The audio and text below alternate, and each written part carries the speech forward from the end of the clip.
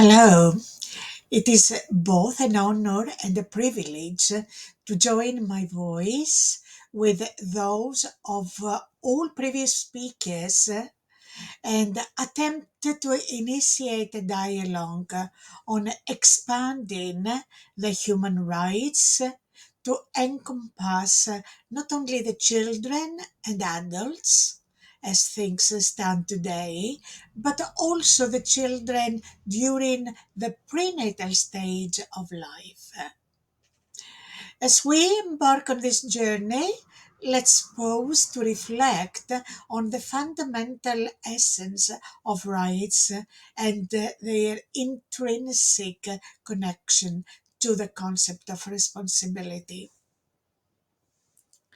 At the heart of human rights lies the recognition of the inherent dignity and worth of every individual, irrespective of race, religion, or social status. Yet, in our pursuit of rights, we must also acknowledge the reciprocal nature of these entitlements and the corresponding duties they entail.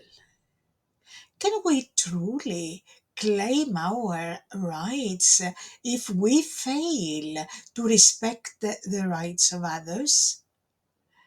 This question lies at the crux of our exploration today. Our journey through the annals of human rights history reveals a tapestry woven with the aspirations of countless generations. From the dawn of civilization, humanity has grappled with the concept of liberty, freedom, autonomy, heralding the first generation of rights rooted in individual freedoms and autonomy.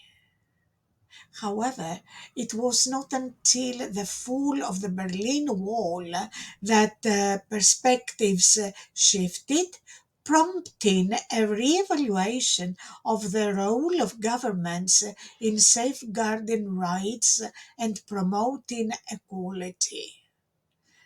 Till then, the citizens, the community people were at the mercy of those who had the power, either the emperor or the king or the landlord or whatever the name was during the previous centuries. Their decisions were more or less arbitrary. They could decide for life and death. It is not necessary to expand our speech on that, as unfortunately our history books are full of such atrocities. The second generation of human rights is characterized by the pursuit of social justice and the public obligation. Here, the state assumes a responsibility for ensuring the equitable distribution of resources and opportunities, particularly for the most vulnerable members of society. Yet, as we scrutinize the efficacy of these measures, we confront the sobering reality of persistent inequalities and systemic injustices that continue to plague our world. And so we are propelled forward into the third generation of human rights, defined by the principle of solidarity and collective well being. We expand our gaze beyond individual liberties to embrace the rights of communities and future generations. From self determination to environmental protection, these collective rights underscore our interconnectedness and shared destiny as inhabitants of this planet. Yet, amidst the tapestry of rights, one glaring omission persists: the recognition of rights from the earliest stages of life. For too long, we have confined the notion of personhood to the moment of birth. If the human being is born alive, then this human being becomes a person, neglecting the profound implications of prenatal existence. But as we stand on the cusp of a new era, it is time to challenge this outdated paradigm and advocate for the rights of the unborn. The journey of human life begins long before the first breath is taken, stretching back to the moment of conception when a unique genetic blueprint is formed. From this earliest stage, the prenate possesses a distinct identity and a distinct potentiality, deserving a recognition and protection under the law. Our current legislation fails to acknowledge the personhood of the prenate, relegating the prenate to a state of limbo where the rights are disregarded and the existence is overlooked. But why should we recognize the personhood of the prenate? The answer lies in the overwhelming evidence from the field of research, which shows the myriad ways in which the prenate is affected by maternal, paternal, and environmental stress. Studies have demonstrated the profound impact of maternal stress, depression, exposure to environmental toxins or stressors on the developing fetus, with consequences that reverberate across generations.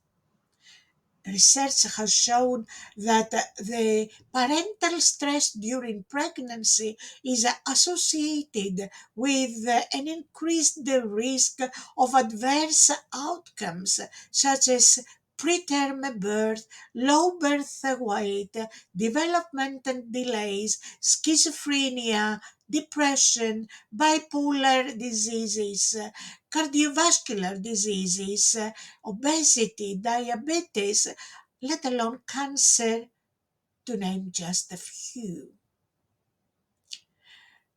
From epigenetic changes to alterations in brain development, the prenate is subject to a multitude of influences that shape future health and well-being. If there is someone affected in so many ways, is this not enough proof that this someone exists? The prenate is not merely a cluster of cells. It is a living, breathing, a living entity with rights and dignity.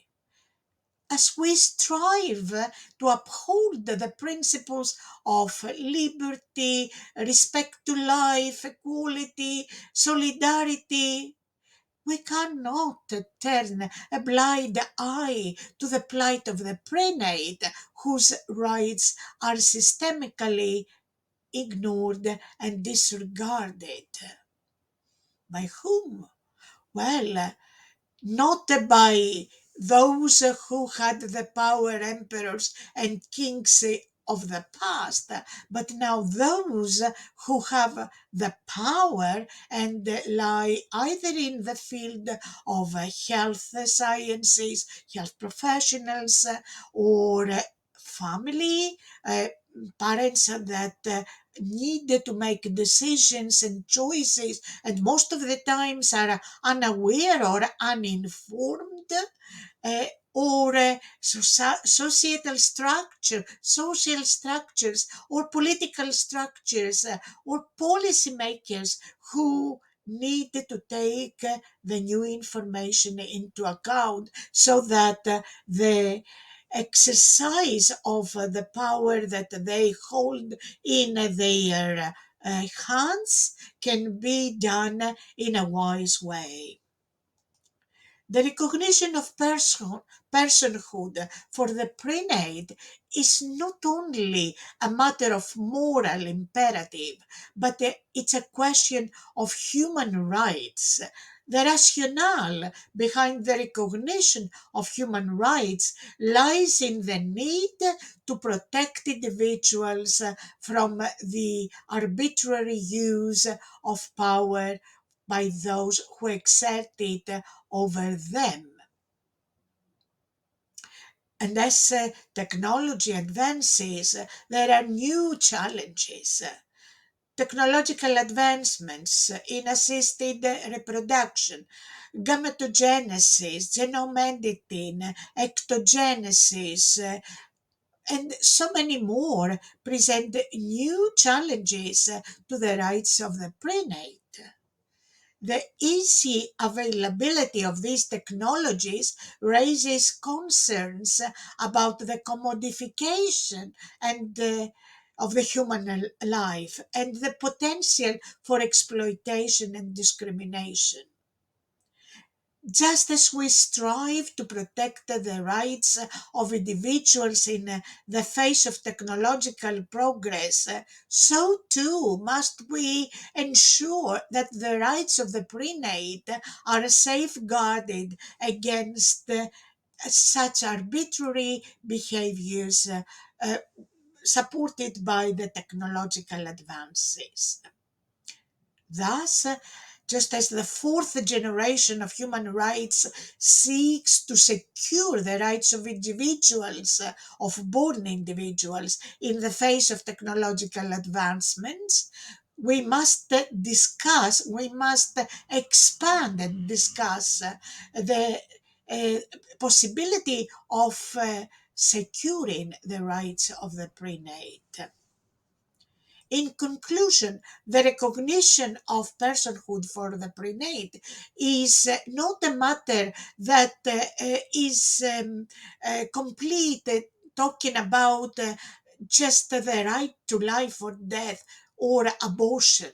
The pill has already aborted so many billions of babies that might have been born but have not. It goes beyond that, because it is a matter that speaks about high quality of life. It's a matter that is connected with global health, global peace, and human civilization. As we stand on the brink of this new era, it is incumbent upon us to challenge the outdated paradigms that deny the rights of the prenate and advocate for a future where every individual from the moment of conception is recognized and protected under the law. Of course, there may be a myriad of details that need to be discussed and agreed as to how these rights will be safeguarded and who will be the guardian of the prenate until the prenate gains full rights later on. But all of these can be examined and in due course settled. When we do that, we not only affirm the sanctity of life, but also embrace a more holistic understanding of human dignity. It is a call to action, a summons to transcend the confines of tradition and forge a new path forward. One guided by empathy, compassion, and respect for all beings.